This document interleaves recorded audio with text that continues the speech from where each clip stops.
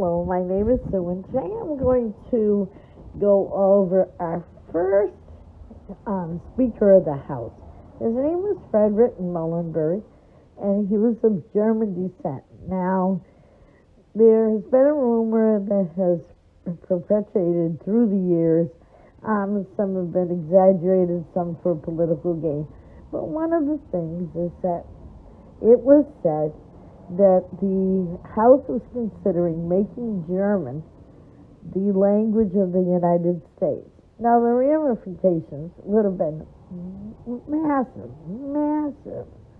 This was a very, very influential character. He is a member of the Continental Congress, the first signer of the Bill of Rights. He served in the House of Representatives from Pennsylvania, which is a very large state, for years. And he was in the first Congress and the Continental Congress. He also was largely responsible for what is called the Jay Treaty.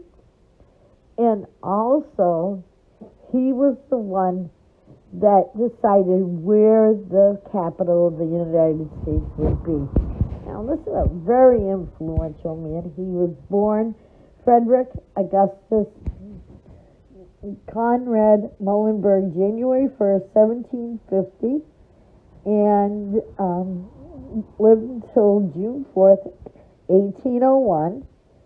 He is buried in the Woodland Hills Cemetery, and he was part of the original the United States Congress. Very influential man. But I want to cover something else. I want to tell people and make them understand how important one vote can be. Now, imagine English, German, Spanish. Eventually, everybody here would have been speaking the language, and we would have adjusted. But most of all, it would have affected the people that were the closest to us. Right now, from the time of the Colonial Congress, especially through the Jay Treaty, we kind of stepped back from the French. In fact, we took a massive step back from the French and hung on to the English monarchy. Now, if we had gone to speaking German, we probably would have gone more towards the German side.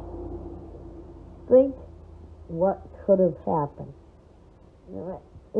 As the years went by, more and more, we'd be more connected to the Germans. And we probably know the Chancellor and people through Germany much better than we did.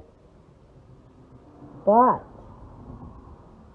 when World War I came on, would we have been on the side of what we call the Allies? Probably not. We probably would have had a kindred to Germany. That is not a bad thought. It's a horrific thought. The change in the world.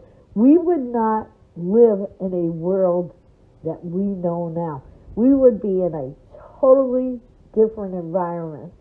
And had we stayed with the German power and Adolf Hitler had taken over, I cringe to think what could have happened.